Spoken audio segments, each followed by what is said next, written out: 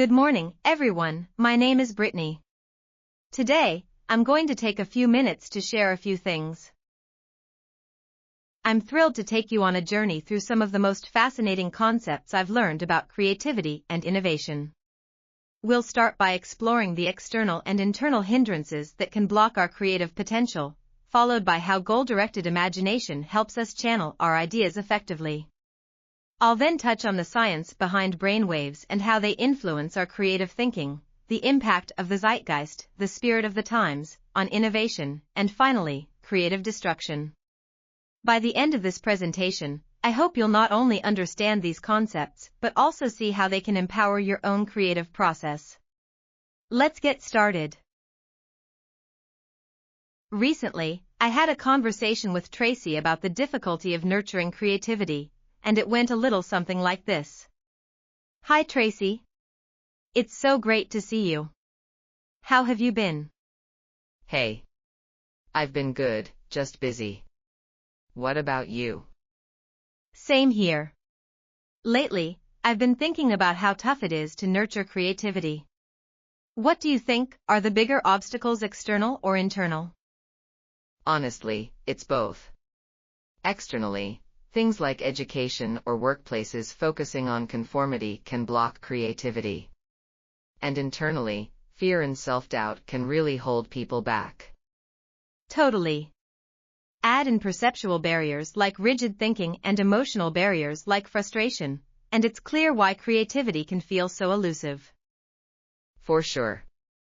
But recognizing those barriers is the first step to overcoming them. Absolutely.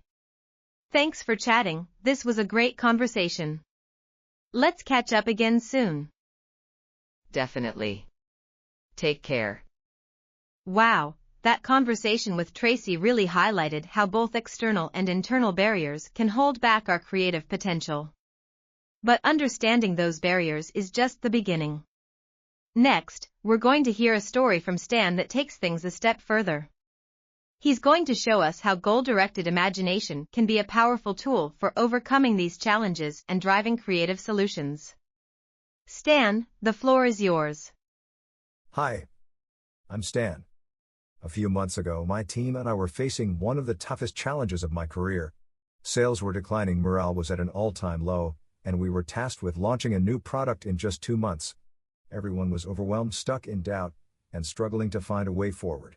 I knew I had to do something to reignite our energy and focus, so I leaned on goal-directed imagination to turn things around. First, I gathered the team and clearly defined our challenge. We need to show customers how this product can truly improve their lives. Then, I guided us through an exercise to flip our perspective. I asked, if this product didn't exist, what problems would people still be struggling with? That upside-down thinking helped us see the product's value in a new light. Next, I encouraged everyone to visualize the end goal. I asked them to imagine the campaign going live, seeing positive customer reactions, and knowing their work had made a real impact. That exercise brought a renewed sense of purpose and urgency to the team. By focusing on our shared goal and creatively rethinking our approach, we pulled together and developed a campaign that wasn't just about showcasing the product, it resonated emotionally with our audience. The launch ended up being one of the company's most successful, and my team walked away feeling confident and inspired. Looking back, I can say this experience proves to me how powerful goal-directed imagination can be in overcoming tough times and driving innovation. Stan's story is a great example of how goal-directed imagination can inspire a team and lead to remarkable outcomes, even in challenging times. But it made me wonder, what's happening in our brains during those moments of creativity and focus? To explore this, I sat down with Professor von Swiss, an expert in the relationship between brainwaves and creativity.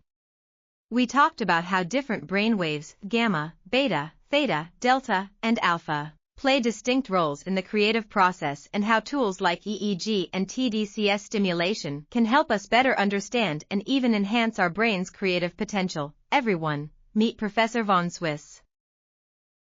Greetings, brilliant minds. I am Professor von Swiss, your guide through the electrifying world of brain waves. Yes, these tiny, invisible patterns are the brain's way of chatting with itself, firing off thoughts, ideas, and even that sudden craving for tacos. We've got the fast and furious gamma waves for big aha moments, the dreamy theta waves for those what-if ideas, and my personal favorite, the alpha waves. Why alpha, you ask? Because they're chill, like a genius lounging in a hammock. Relaxed yet creative, they're perfect for imagining the next big invention, like self-warming socks. Now, how do we peek at these secret brainy patterns? Enter the EEG, a magical cap with electrodes that reads your brain waves, like a DJ remixing your mental playlist. And then there's TDCS, which sounds fancy because it is. It's a gentle stimulation technique that gives your brain a little nudge, like a friend saying, "Hey, think faster." Some studies suggest it can boost creativity and focus. So, let me ask you, my lovely audience, would you try TDCS stimulation to give your brain a boost?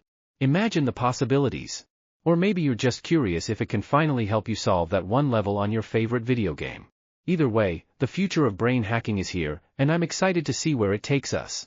Thank you so much, Professor von Swiss, for that fascinating and, let's be honest, slightly mind-boggling presentation. That was a lot of information, and I have to say, my head is spinning a bit, though I'm not sure if it's from the gamma waves or just trying to keep up with your energy.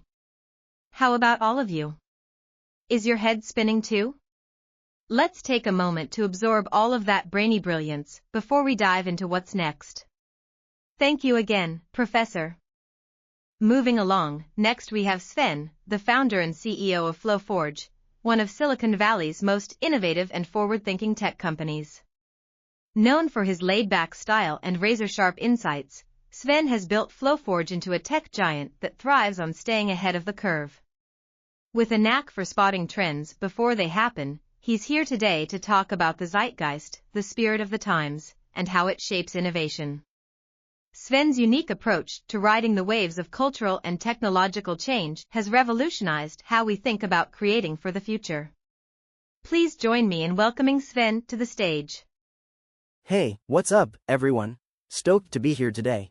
I'm Sven, founder and CEO of FlowForge, the tech company that's all about riding the biggest innovation waves. Today, I want to talk to you about the zeitgeist, or as I like to call it, the vibe of the times, and how it totally shapes what we create. Don't mind me, I love building sand castles. So, think of the zeitgeist like the ocean. Every era has its own currents, its own swells, and if you're not paying attention, you're gonna wipe out. Back in the early 2000s, when I started FlowForge, the vibe was all about the internet exploding, connectivity, freedom, endless possibilities. It was like paddling out into a perfect lineup of waves. That energy drove us to create tools that connected people and reshaped how we lived, worked, and communicated. Now, fast forward to today, and the zeitgeist has shifted, big time. People are all about sustainability, data privacy, and building tech that actually makes the world better, not just cooler gadgets, but meaningful change. It's like the surf is different now, and if you want to catch the next wave, you've got to read the ocean, adjust your board, and paddle hard in the right direction. The way I see it, the zeitgeist isn't just something you ride, it's something you shape. So, here's my question to you. What's the vibe you're feeling now, and how are you gonna ride it to create something epic? Because let me tell you, the next big wave is coming, and I can't wait to see what we all create together. Thanks for having me, and catch you out there on the water. Wow, big thanks to Sven for dropping those groovy insights and riding those killer waves of innovation with us today. Your take on the zeitgeist and how it shapes what we create was absolutely rad, like catching the perfect set. Thanks for bringing your laid-back vibes and big ideas to the stage, Sven. Let's all ride that energy into our own creative wave. Lastly, today, I'd like to touch on creative destruction, a concept that's as powerful as it is transformative. It's the idea that for innovation to thrive, old systems, ideas, or technologies often need to be broken down or replaced. Think about it, streaming services disrupted DVDs, and electric vehicles are challenging traditional cars. While it might sound a little harsh, creative destruction isn't about chaos, it's about growth and progress. By letting go of what no longer works, we make space for the new and innovative to emerge. So, let's meet William and hear his perspective into how creative destruction drives change and why embracing it is essential for staying ahead. Hey everyone, I'm William, and I'm stoked to talk to you today about creative destruction. I know, it sounds a little dramatic, but it's actually one of the most exciting forces behind progress and innovation. Creative destruction is all about clearing the way for new ideas, technologies, and solutions by letting go of what's outdated or no longer working. It's not just about tearing things down, it's about building something better in its place. So why is this so important? Well, if you're not willing to adapt and innovate, you risk getting left behind. Take Netflix, for example. They didn't just disrupt the DVD rental industry. They completely reinvented themselves by embracing streaming before anyone else saw it coming. And look at Apple with the iPhone. That single product didn't just kill flip phones. It redefined what a phone could be and set a new standard for the entire industry.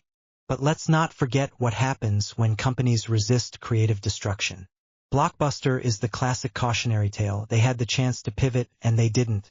The same goes for companies like Kodak, which held on too long to film when digital photography was clearly the future. The takeaway? Creative destruction isn't just about change. It's about staying ahead and shaping the future instead of being left behind. It might feel risky, but sometimes breaking the mold is the only way to grow. Thanks for letting me share my thoughts. Thanks, William. You provided great examples of companies that have succumbed to creative destruction in our lifetime. Wow, where has the time gone? It feels like we just got started, and yet we've covered so much ground today. I want to take a moment to thank all of our incredible guest speakers, Tracy, Stan, Professor Von Swiss, Sven, and William, for sharing their unique perspectives and fascinating insights. From understanding creativity barriers with Tracy, to Stan's story about goal-directed imagination, Professor Von Swiss's brainwave brilliance, Sven's take on the zeitgeist, and William's look at creative destruction, we've explored a variety of ideas that show just how multifaceted creativity and innovation is. My favorite part was seeing how each speaker approached creativity in such different ways. It's a reminder that there's no one-size-fits-all solution, and that's what makes creativity so exciting. And of course, a huge thank you to all of you, our amazing audience, for your time, energy, and attention. Your engagement makes all the difference. I can't wait to see you next time. Goodbye.